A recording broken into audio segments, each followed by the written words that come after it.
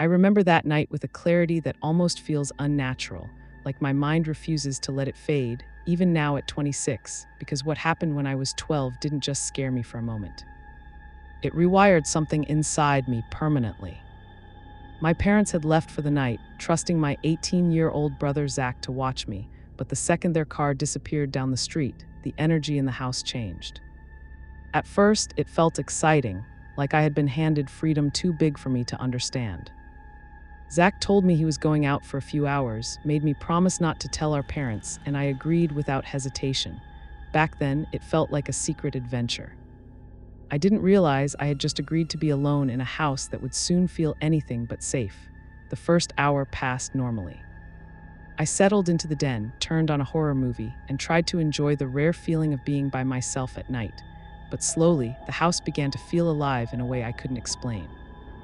Every sound became amplified. The floor creaked like someone shifting their weight. The wind brushed against the windows like fingers dragging slowly across glass.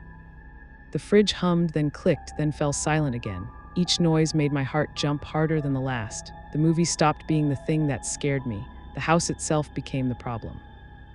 Every loud scene made me flinch, and every quiet moment made me feel like I wasn't alone. I kept glancing behind the couch toward the staircase, expecting no, fearing to see someone standing there watching me. Eventually, the pressure in my chest became too much. I turned off the TV mid-scene and ran upstairs, not even looking back, like something might be chasing me if I slowed down. When I got to my room, I tried to convince myself I was being stupid. I brushed my teeth quickly in the connected bathroom, avoiding looking at the mirror for too long, like something might appear behind me. To distract myself, I turned on my Xbox and started playing Call of Duty Zombies. For a while, it worked. The noise, the focus, the familiarity, it pulled me out of my own head. Hours passed without me noticing. Eventually, my team died and I leaned back, exhausted, realizing how late it had got. That's when I heard it, the front door closing, not slamming, not loud. Just a quiet, solid click that echoed through the house like it didn't belong. Relief washed over me instantly. Zach was home, but the relief didn't last. I lay there waiting to hear his usual routine, footsteps on the stairs, his bedroom door opening, but instead the sound stayed downstairs. Slow movement, soft, uneven footsteps. Something being bumped, shifted, dragged slightly. It went on too long, way too long. A cold feeling started spreading through my chest. Something wasn't right. I got out of bed and moved to the window, carefully pulling the curtain aside just enough to look outside. The driveway was empty. Zach's car wasn't there. That was the exact moment fear stopped being an idea and became something real, something inside the house. My heart started pounding so hard it felt like it might give me away. I had no phone. No way to call for help without leaving my room, and stepping into that hallway felt like stepping into something waiting. I quietly locked my door, though I knew how useless it was. The lock could be opened from the outside with almost no effort. I needed somewhere better, somewhere hidden. My eyes landed on the crawl-in closet built into the wall. It was small, cramped, barely big enough for me, but it was the only place that felt like I could disappear. I climbed inside, pulling the door shut as gently as I could, leaving myself in complete darkness. I tried to slow my breathing, but it only made me more aware of how loud it sounded. Then I heard it. Footsteps coming upstairs, slow, deliberate, each step creaking the wood beneath it. They stopped outside my door. I felt my entire body freeze. The handle moved. A quiet click. The door opened. Whoever it was stepped into my room. I couldn't see anything, but I could hear everything. The weight of their steps, the slight drag of their feet. The sound of something being picked up, then set down. Drawers opening, closing, something scraping across the floor. Every tiny noise echoed inside that closet like it was happening inches from my face. I pressed my hand over my mouth to stop myself from breathing too loudly. My entire body was shaking uncontrollably. I kept thinking this was it, that the door would open, that I would be found, that I wouldn't make it out. At one point, the footsteps moved closer to the closet, and I felt something inside me collapse. I was sure they knew. I was sure they were about to open it, but they didn't. The footsteps paused, then moved away again. Minutes felt like hours. Time stopped meaning anything. I stayed frozen, listening, waiting for any sign they were gone, but too scared to move. Eventually, the sounds faded completely. Silence filled the house again, but it didn't feel safe. It felt empty in the worst way. I stayed in that closet for what had to be 2 hours, not daring to come out. Then finally I heard something different, Zach's voice, calling my name, loud, confused, annoyed. I didn't move at first. I needed to be sure. He called again, closer this time. I slowly opened the closet door and stepped out, my legs barely able to hold me up. The second he saw me, he started yelling, asking what I was doing, why I was hiding what I had done to his room. That's when everything became real. It hadn't been him, not before. I tried to explain, my words shaking, barely making sense. When he understood, the anger on his face disappeared instantly. We checked the house together, and what we found made everything worse. Drawers pulled out, cabinets open, things missing, TVs, consoles, anything valuable. Someone had been inside the house, not just passing through, but searching, taking their time. And worst of all, they had been in my room while I was hiding just a few feet away. Zach called the police immediately. We waited together, both of us shaken now, checking every door and window like the person might still be somewhere inside. The police arrived, took statements, looked around, but they couldn't give us answers. Around 4 a.m., my parents came home. My dad didn't say a word at first. He just walked straight up to Zach and hit him hard across the face.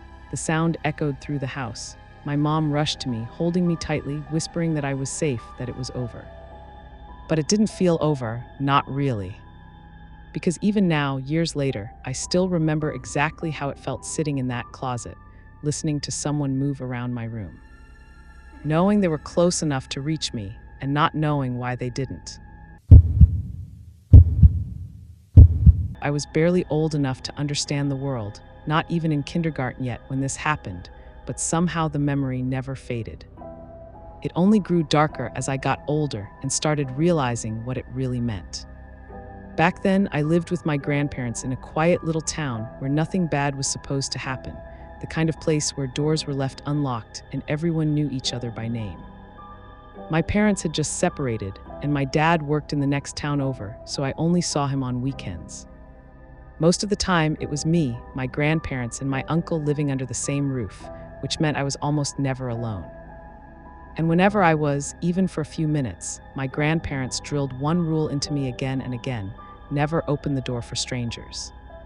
It felt like a simple rule at the time, something obvious, something easy to follow. But what they never explained was what to do when the person knocking wasn't a stranger at all. We had a neighbor I'll call David. He wasn't just some random guy down the street, he was practically part of our lives. He came over often, laughing with my grandpa, drinking beers with my uncle, watching hockey games late into the night, helping with yard work. Even assisting when my grandpa brought home a moose from hunting. I had seen him so many times that there was no fear attached to his presence. He was familiar, safe, or at least that's what I believed. One night, I was left home alone for the first time, even if it was only supposed to be for a short while. My grandma was at bingo and had called for a ride home. My grandpa told me he was going to pick her up and asked if I wanted to come along, but I refused, too focused on the cartoons playing on TV. Too comfortable in the moment to think about anything else. Before he left, he reminded me again not to open the door for strangers, and then I watched his truck disappear down the road. The sound of the engine fading until the house fell into a silence I wasn't used to. It only took a few minutes for that silence to break. A knock came at the door, sharp, sudden, loud enough to make my chest tighten. I ran over, not scared yet, just curious, and called out, asking who it was. Then I heard his voice, calm, familiar, David. He said his name like he always did, casual, like nothing was wrong. I told him my grandparents weren't home, expecting that to be enough, but he replied quickly, almost too quickly, saying he had just seen my grandpa leave. That made sense. Then I said my uncle wasn't there either, and again he had an answer ready, saying he had just been talking to him and knew he was out drinking. Looking back now, that's the moment that should have terrified me, the way he knew exactly who wasn't home, but as a child, it only made me trust him more. Then he asked if he could come inside. I hesitated, repeating what I had been told, that I wasn't allowed to open the door for strangers. And that's when his tone shifted slightly, not angry yet, but persuasive, almost amused, reminding me that he wasn't a stranger at all, that I knew him, that he was our neighbor. And in my young, naive mind, that logic made perfect sense, so I unlocked the door. The second it opened, something felt wrong.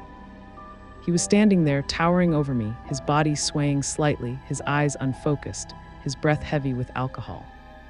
He stepped inside without waiting, and before I could even react, his hands were on my shoulders, gripping tighter than they should have. I backed up instinctively, trying to create space, but he moved with me, his grip tightening. I told him he could sit in the kitchen while I went back to watching TV, trying to keep things normal, but he didn't let go. That's when his voice changed. The friendliness disappeared, replaced by something colder, something that made my stomach drop. I don't remember the exact words he said, but I remember the feeling they gave me, a kind of fear I had never experienced before, something heavy and suffocating. I tried to pull away, but I couldn't. He dragged me into the kitchen, his hands still locked onto me, and then I saw him reach for something. A knife, big, shiny, real. He pressed the tip against my stomach, just enough for me to feel the cold metal through my shirt, and asked me, almost casually, if I wanted to be stabbed. My entire body froze. I started crying immediately, unable to stop, and that seemed to annoy him more than anything. He told me to shut up, his voice sharp now, threatening to cut my tongue out if I didn't, then dragged the dull edge of the blade across my throat, slowly, deliberately. Like he wanted me to understand exactly what he could do. I had never felt so helpless in my life. Then, just as suddenly as everything had gone wrong, I heard something outside, the sound of tires on gravel, a car door slamming. My grandparents were back. Relief hit me so fast it almost made me dizzy, and I opened my mouth to scream, but before I could make a sound, his hand clamped over it, cutting me off completely. He turned us both toward the doorway just as my grandma stepped inside. I will never forget her face. The way her expression changed instantly, her smile disappearing like it had never been there. She screamed for my grandpa, her voice breaking in a way I had never heard before. My grandpa came rushing in, and the moment he saw what was happening, something inside him snapped. He didn't hesitate, he didn't question. He charged forward with pure rage, yelling in a voice that didn't sound like him at all. David shoved me to the ground as my grandma ran to me, pulling me into her arms and shielding my view, but I could still hear everything. The struggle, the shouting. The sound of bodies hitting walls, furniture being knocked over. It felt like it went on forever, but it probably only lasted seconds. Eventually, it stopped. When I finally looked up, my grandpa was forcing David out the door, screaming at him to never come back, his voice filled with a kind of anger that didn't fade quickly. Then the door slammed shut. And just like that, it was over, or at least that's what I believed for years. As I got older, I started to understand what had really happened. David hadn't come over by chance, he had waited. He had watched, he knew exactly when the house would be empty, when I would be alone, when there would be no one to stop him. That realization alone was enough to haunt me, but it wasn't the part that stayed with me the most. Years later, after my grandpa's funeral, I sat with my grandma, talking about memories, trying to hold on to the good ones, and I brought up that night, calling my grandpa a hero. She didn't smile. Instead, she looked uncomfortable, like there was something she didn't want to say. She mentioned that my grandpa had gone out hunting that same night after everything happened, something that didn't make sense to me. I asked why, and she just said she couldn't remember. But that answer didn't sit right, because I remembered something too, the way he left, the way no one ever talked about David again, the way the police were never called. And as I thought about it more, a question formed that I could never fully answer. In a town like ours, where my grandpa was respected, where he knew people in law enforcement, where no one would question him driving out late at night with a tarp in the back of his truck, what really happened after that door closed? And why did no one ever see David again? I still think about that night more often than I'd like, the kind that creeps back into your mind when everything is quiet. When the house makes the same subtle noises that once meant something much worse, because a few years ago during spring break in 2020, when I was 15, I was home alone while my parents were out of town, just sitting in my room doing nothing special when my phone lit up with a call from a mutual friend I barely talked to, someone I'll call Mason.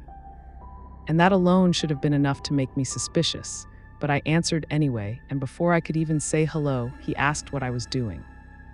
His voice tense in a way that didn't match the casual question, so I told him I was just at home, not doing anything, and then he immediately asked if he could drop off one of my friends, Neil, saying he needed somewhere to stay for the night, and I instantly said no because I wasn't in the mood for company. I just wanted to be alone, but then Mason started begging. And I mean actually begging. his voice cracking, like he was trying to get rid of a problem rather than help a friend, and even though something about that felt off. I still hesitated instead of shutting it down completely, and then he offered to let me use his weed pen if I agreed. Which is honestly embarrassing to admit now, because that's all it took for me to say yes, not realizing I had just invited something dangerous into my house. Because I'd already heard from my brother and a few others that Neil had been acting strange at school, laughing randomly in silence, saying weird things about teachers and coaches being part of some secret group, but I brushed it off as him just being his usual unpredictable self. Until the moment they showed up at my door and I saw it for myself, because the second I opened it, something about Neil felt wrong, not obvious at first, just a subtle unease. Like his eyes weren't fully there, like he was looking through me instead of at me, and after Mason handed me the pen and I gave it back, he grabbed Neil by the shoulders, his face suddenly serious. Almost desperate, telling him not to do that thing, and that was the moment I should have asked questions, but I didn't, and instead I just stood there as Neil calmly said he understood. And Mason left without another word, leaving me alone with him, and as soon as I shut the door, Neil asked me if all the doors in the house were locked, which immediately set something off in my head. A quiet alarm that I couldn't ignore, but I tried to play it off, telling him they were locked, and when he asked me to check, I led him down the hallway and showed him the back door and laundry room door, both secured, and for a few seconds we just stood there in silence. Until suddenly his hand shot up like he was raising it in class, and he forced this wide, unnatural smile that didn't reach his eyes, holding it there for just a little too long before dropping it without explanation, and I laughed awkwardly, trying to convince myself it was nothing, but my chest was already tightening. And then he asked for water, so we went into the kitchen, and that's when everything shifted, because while I was grabbing bottles from the fridge, I saw him drift toward the drawer with the knives. His movements slow, deliberate, like he had already made up his mind about something, and I watched as he opened it and reached inside, and without thinking, I rushed over, grabbed his wrist, and slammed the drawer shut, harder than I meant to, and for a second I expected some kind of reaction, anger, confusion, anything, but instead he just stared at me and let out this quiet, almost amused chuckle, like it was all a joke to him, and that was the moment the fear hit me fully, heavy and suffocating, the kind that makes your thoughts scatter while your body locks in place. Because I knew then that I wasn't imagining things, that something was seriously wrong, and I needed to get him out of my house as fast as possible, so when he suggested we go to the park, I agreed instantly, trying to sound normal, and we walked toward the laundry room door, and I made sure he stepped outside first before telling him I needed to grab my shoes, and the look he gave me, subtle but real, was disappointment, like I had just ruined something for him, and the second the door closed, I locked it and backed away, my hands shaking as I called my brother and tried to explain what was happening, and after I hung up, I did the only thing I could think of. I gathered every knife in the kitchen and took them upstairs, putting as much distance between him and anything dangerous as possible, even though my thoughts were foggy and slow. And within minutes, my brother showed up with a few friends, and they found Neil outside, talking to himself, rambling about conspiracies, about teachers being part of some hidden group, about people trying to hurt him, his voice shifting between panic and certainty, and even from inside the house, I could feel how unstable it all was. Like standing too close to something that could snap at any second, and eventually they managed to get him into a car and take him home, even though he resisted, insisting that going back would get him killed. And when it was finally over, I called Mason and demanded an explanation, and that's when he told me the truth. That during the drive, Neil had been reading something, some kind of manifesto, saying he needed to kill himself or someone else before his dad could get to him, and Mason had panicked, didn't know what to do, and decided the easiest solution was to leave him with me, and hearing that made my stomach drop in a way I can't fully describe, because suddenly everything made sense. The doors, the knife, the smile, all of it, and all I could think about was how close I had come to something far worse than just a bad night, how one small decision could have ended very differently. And even now, years later, I still catch myself replaying that moment in the kitchen, wondering what would have happened if I had been just a second slower. I was 10 years old when this happened, and even now I can replay every second of that day in my head with terrifying clarity, like it never really ended. just paused and waited for me to remember it again. It started like any normal afternoon, warm and bright, the kind of day where nothing feels like it could go wrong. My mom was heading out to buy groceries and asked if I wanted to come, but I refused, making a big deal about staying home because all I wanted to do was shoot hoops in the street. I remember telling her nothing bad would happen, that she'd only be gone for a couple of hours, and eventually she gave in. The second her car pulled out of the driveway, I grabbed the old basketball from the garage and went outside, dribbling across the pavement, pretending I was in the final seconds of a game, counting down in my head as I took imaginary buzzer shots. For a while, everything felt normal, even fun, until I stopped to catch my breath.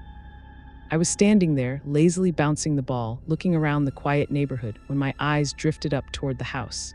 That's when I saw it.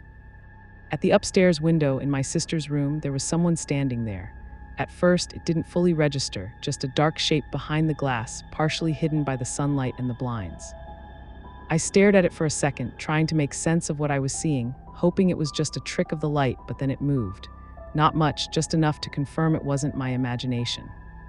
Someone was standing there watching me. My stomach dropped instantly. No one was supposed to be home. My dad was at work, my sister was away at college, and my mom had just left. I felt the basketball slip from my hands and hit the ground without even noticing. I kept staring at that window, trying to make out a face, a shape, anything that would explain it, but there was nothing, just that figure behind the blinds, still and silent. I didn't know what else to do except run inside and figure out who it was, even though every part of me was telling me not to go in. I sprinted around the side of the house, pushed through the backyard gate, and burst through the back door, slamming it shut behind me. My heart was pounding so hard it felt like it might burst as I yelled up the stairs, asking who was home. My voice cracked, echoing through the house in a way that made everything feel emptier. For a second there was nothing, then I heard it, a voice from upstairs, calm, controlled, calling my name. "Rad, come upstairs." It wasn't my mom, it wasn't my dad, it wasn't anyone I knew. It was deeper, but not in an obvious way, more like someone trying too hard to sound normal. That's what made it worse. I froze for half a second, then instinct took over. I didn't go near the stairs. I turned and ran straight through the house, grabbed the phone from the kitchen, and bolted back outside, not stopping until I was in the driveway. I called my mom, my hands shaking so badly I could barely hold the phone, and told her someone was inside the house. At first, she didn't believe me. She thought I was joking, said it wasn't funny, that she was almost done shopping. But then I started crying, real, uncontrollable panic, begging her to come home, telling her I heard someone call my name, that they were at the upstairs window. Something in my voice must have convinced her, because she said she was leaving immediately. After she hung up, she must have called the police, because within minutes, a cop car pulled up just as my mom's car came speeding into the driveway. She ran straight to me, asking what I saw, and I pointed to the window. The officers went inside first while my mom followed behind them after a moment. I stayed outside. I couldn't bring myself to go back in. I stood there staring at that same window for what felt like forever, waiting to see the figure again, but nothing appeared. Eventually, one of the officers came out and told me it was safe. I went inside, my legs feeling weak, and showed them exactly where I had seen the man. They searched everything, closets, under beds, behind furniture, even the attic, every corner of the house, but they found nothing, not a single sign that anyone had been there. When they left, my mom tried to reassure me, but I could hear the doubt in her voice. She said she believed me, but it didn't feel like she did. She warned me not to make things up, not to scare her like that again. I kept insisting I wasn't lying, but it didn't matter. That night, I couldn't sleep. Every shadow in my room felt wrong. Every sound made me sit up. Eventually, exhaustion took over and I drifted off. I don't know how much time passed before I woke up, but it was still dark. At first, I thought it was just a nightmare until I heard something. A small noise, just enough to pull me fully awake. I sat up slowly, my eyes adjusting to the darkness, scanning the room. I could make out the shapes I knew, my dresser, my shelves, the closet door slightly open. And then I saw something that didn't belong. A tall, dark shape standing across the room, completely still. My brain tried to tell me it wasn't real, that I was still dreaming, but then it moved just slightly, and that was all it took. It was a person, a full-grown man standing in my room, watching me. I didn't think, I didn't breathe, I just screamed. The sound tore out of me before I could stop it, loud and broken, and the second I did, the figure moved. Fast, faster than I thought possible. In 2 steps, he reached the window, slid it open, and jumped out. I heard his feet hit the awning below with a dull thud. My parents came running in immediately. My dad rushed to the window, looked out, then sprinted downstairs and out the back door, barefoot, trying to catch him. A few minutes later, he came back, breathing hard, shaking his head. He didn't see anyone. The police were called again, but this time there was nothing they could do except file another report and check the area. No one was found, no evidence, nothing. And that's the part that never left me. Because whoever that man was, he had been inside the house during the day, long enough to watch me from upstairs, long enough to know my name, and somehow, even after we thought he was gone. He stayed hidden until nightfall, until I was asleep, standing there in the dark just a few feet away from me, for reasons I will never understand.